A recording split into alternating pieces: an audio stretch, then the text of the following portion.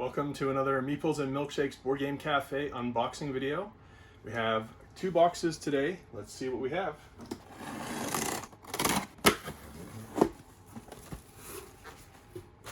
Ooh, all right.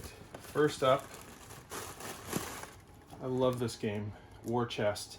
It actually comes in a box that looks like a chest. And it is a abstract game for 2 to 4 players. I would say chess-like, but not really. But you know, there's some tactical movement of these pieces. Each different type of piece has different rules of how they can be moved and played, and you can play this either competitively, everybody for themselves, or you can play it cooperatively in teams.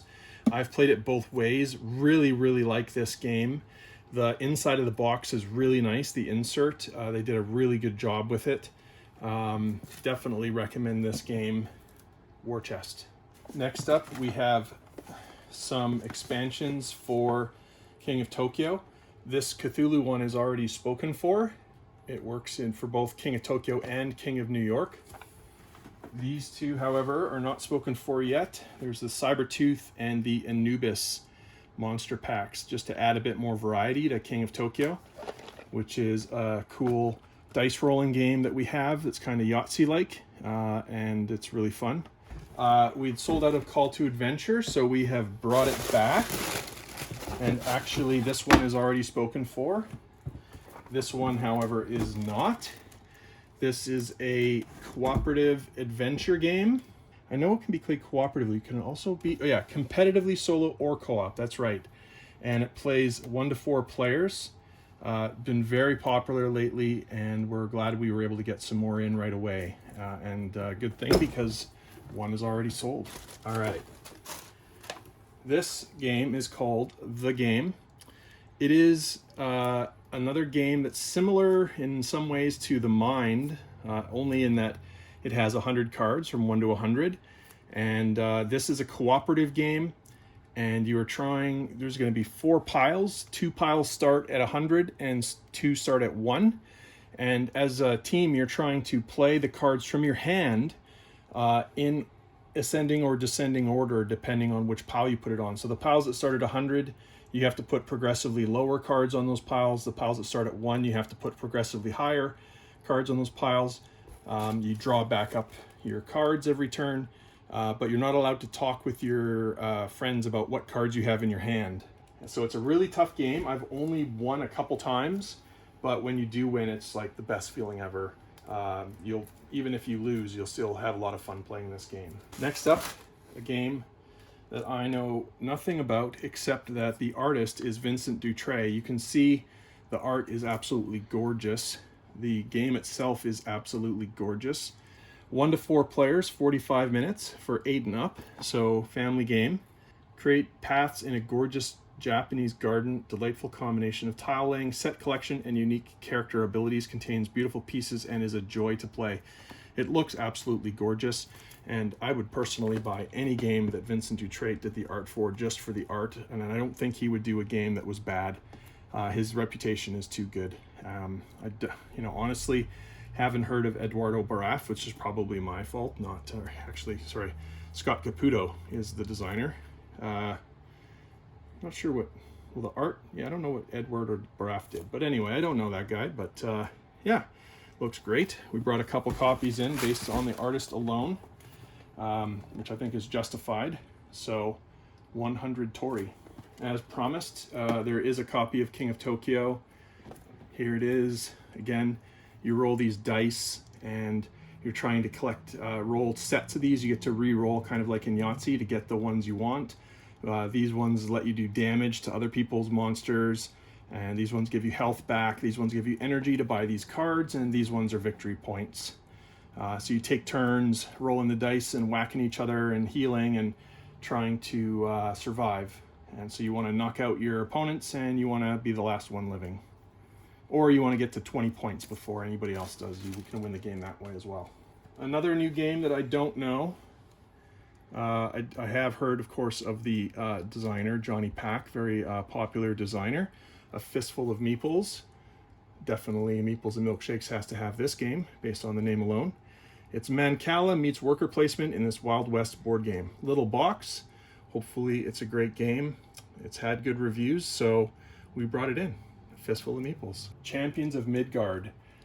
This is just, I mean, this always ranks really high on the top 100 games of all time. Sadly, this is a game I have not played yet. I really want to get a copy for the Board Game Cafe library, but I haven't yet. This has been out for quite a few years, but extremely popular game. 2 to 4 players, takes 60 to 90 minutes. And it blends worker placement and dice-driven combat to create an exciting and strategic experience. I have heard nothing but good things about this game, and there have been expansions and follow-up games too. Definitely one to check out if you like worker placement games and Viking-themed games for sure. Box 2. Let's start with this. See, they wrap this up to keep it protected. This is gorgeous. This is the Wardlings Campaign Guide, 5e compatible, by Renegade Game Studios. And yeah, oh, it's really nice. The Wardlings Campaign Guide brings an enchanted new campaign setting to life where the minds of the youth, uncorrupted by the vices and responsibilities of their elders, are able to perceive magical creatures and events in the world around them, where adults cannot. Here, children are the saviors of the land who venture on epic quests to protect their realm, and holding on to the virtues of youth has never been more imperative. This book contains character creation rules for your new Wardlings character, new core class options, a whole new magic system for your Wardlings familiars are like your pets, an overview of the lands of Maya and its inhabitants, new backgrounds, powerful spells, whimsical monsters, and more, all fully compatible and customizable with the 5th edition of the world's greatest role-playing game. Of course, they're referring to Dungeons & Dragons. The world of Maya awaits its mighty champions. What kind of hero will you be? I'm not going to crack this because that wouldn't be appropriate for me to do. I'm not going to crack the book, but you can see there's a lot in there. This has been heavily anticipated, and so hopefully somebody will enjoy this soon. Second time we've had this in stock, Lanterns, the Harvest Festival. Really fun family weight game. Takes about a half hour to play for up to 2 to 4 players. This is one of our favorite family games, honestly. You're placing these tiles and you're trying to match the edge colors, as many as you can on each placement to get more points. And you need to, and you collect these cards by doing that, and you can use those cards to collect these tiles for points. Very simple game, very fun to play, and yeah, just a great game. And again, it's designed by Christopher Chung from the Vancouver area. And then for the first time, the expansion to Lanterns, the Emperor's Gifts. I haven't played this, but it says build pavilions and receive powerful new actions from the Emperor to make this the best harvest festival yet. Comes with that cool stand meeple thing there, and some more stuff. More, you can see more scoring tokens and some more new mechanics, just to make this game a bit more varied. So there you go. We were down to 1 copy of Arboretum, so we brought in another one so that we don't sell out. You know, we want to have it available for you. This is a fun, abstract strategy game. There's all these trees. You're trying to collect trees of the same type and then play them on a table. You play them sort of orthogonally to each other on the table, and you're trying to get them in sequence. You do that in special ways to try to gain lots of points. Every turn you have to play a card, and then you have to discard a card to a public discard pile, and everybody has their own public discard pile. On your turn, you start by drawing 2 cards, and you can draw them either from the face-down draw pile or from the top of players' face-up discard piles. So there's a lot of tension in this game where you're like, okay, well, I see that player is playing the maple trees, but I can't hold on to this maple tree. I have a hand limit. I have to get rid of it. I know the other player's going to take it, but I have to do it. And sometimes you have to make these difficult decisions. So there's a great amount of tension in this game, and the art is beautiful. This is the remake with the better art. It's a really, really fun game, and it says it takes about 30 minutes to play. I'd say, honestly, it's maybe 30 to 40 minutes, but that's pretty close. All right, so next, the first time, we have the Resistance and the Resistance Avalon, which is a King Arthur themed version of Resistance. These are social deduction games. This is The Resistance versus the Spies. I have played this, but I can't remember exactly the words they used to describe the two sides on this. But yeah, it's a social deduction game. You're trying to determine who are the spies, that those roles are secretly given out at the start of the game. It's a lot of fun. Plays 5 to 10 players, both of these, and it takes about, it says 30 minutes.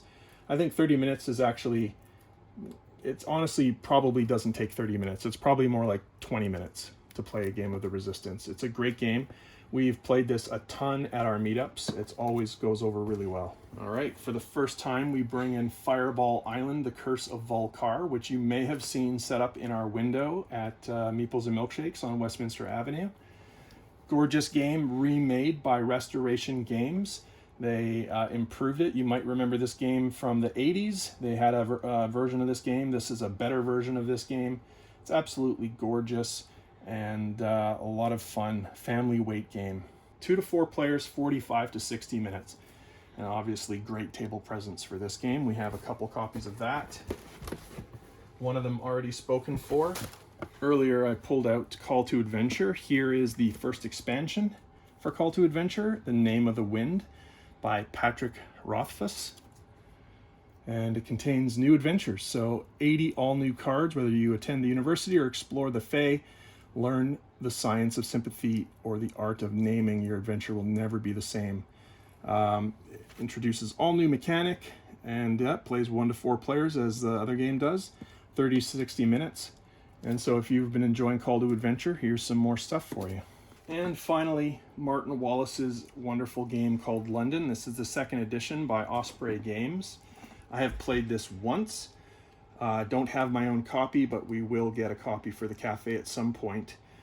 This is a really fun tableau builder game. Basically, there's these cards and you're collecting them. You build an engine with them to try to get points. It's been too long since I've played it to give it a better description than that, but it does say it's been entirely updated for this edition with revised rules and new artwork. Yeah, it's absolutely a gorgeous game. The art is amazing, and yeah, definitely give this a look-see. London. All right, so that is all for this unboxing video.